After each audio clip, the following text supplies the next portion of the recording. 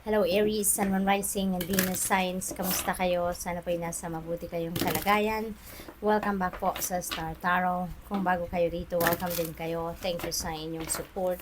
I truly appreciate it. God bless you all.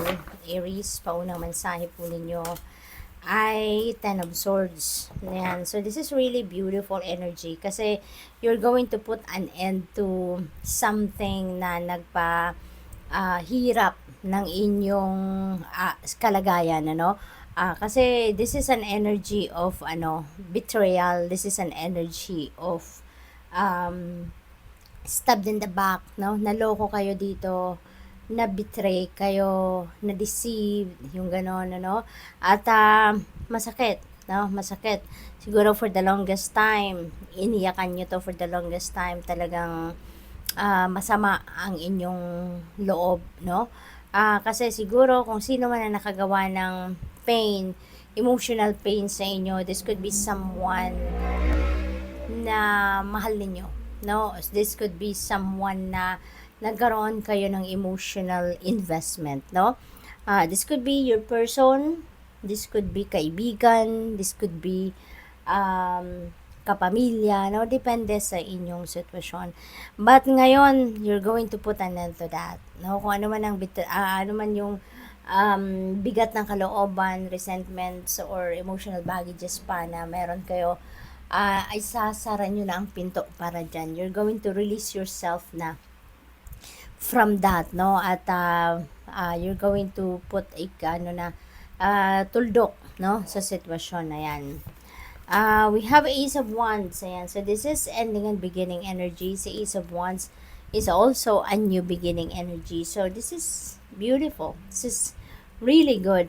Kasi magsisimula kayo na bagong chapter sa buhay ninyo. Maaring related ito sa karera, sa trabaho, no? At ang maganda rito kasi kung ano man yung siguro talents ninyo, gifts ninyo, yun ang magiging kapital ninyo dito, Aries, no? Possible din, ang iba sa inyo dito is going to travel. Maring kayo ay pupunta somewhere, no? Para siguro sa trabahong ito or sa kung anumang opportunity na ito. We have Eight of Swords. Ayan, so ang iba sa inyo dito, you're feeling trapped, no? And most likely, yung trapped energy na to related doon sa sitwasyon na to. We're in, since nasaktan kayo dyan, so parang natrap kayo sa sama ng loob, natrap kayo sa sakit ng dibdib, di ba? Yung bang siguro sa bawat idea or plano na iniisip ninyo, lagi pa rin ninyong kinoconsider ang masasabihin ng mga tao, 'di ba? Yung mga ganon. And that is because of this experience ninyo dito sa Ten of Swords. So nagkaroon kayo diyan siguro ng anxiety, 'di ba? Frustration, yung ganon. We have Temperance. Ayan, so this is healing. This is really good. Kasi ibig sabihin nito, Aries, na mag-heal na kayo. Sa ngayon, handa na kayong magbagong buhay, handa na kayong mag-bounce back sa life, handa na kayong simula ng bagong chapter sa buhay ninyo dito. You're ready to bounce back. That's why you are receiving that healing energy. No, magkakaroon na kayo dito ng pagganda ng takbo ng buhay ninyo. Magsisimula na kayo ditong bumangon, kumbaga, no? So, which is really good. We have Ace of Pentacles. This is really awesome, Aries. Meron kayong dalawang ace. So, ibig sabihin nito na there are amazing things that are going to unfold sa buhay ninyo. Maaring dahil siguro na malilift na, no, sa dibdib ninyo ang negative energy, no? Yung pain, yung lungkot, 'di ba? Yung sama ng loob, mawawala na yan. You're going to release yourself from that energy already. Kaya siguro, siswertehin na kayo ngayon. Gagaan na ang energy ninyo. Gagaan na ang takbo na buhay-buhay ninyo. At sa Ace of Pentacles, this is also a new beginning. Magsisimula kayo ng bagong chapter sa buhay ninyo pagdating sa pangkaperahang aspeto.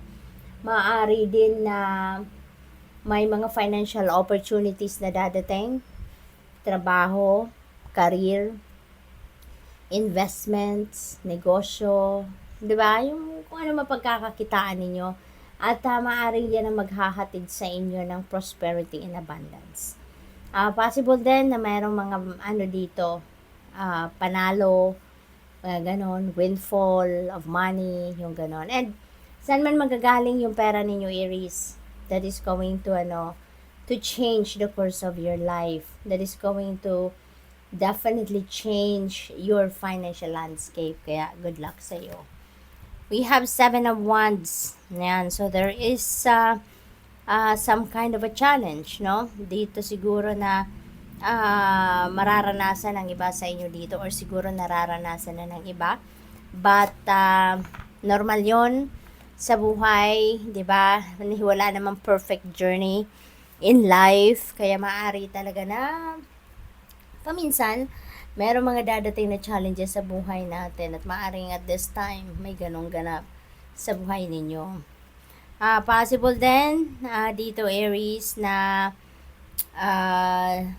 siguro kayo, you are on the defensive mode, no?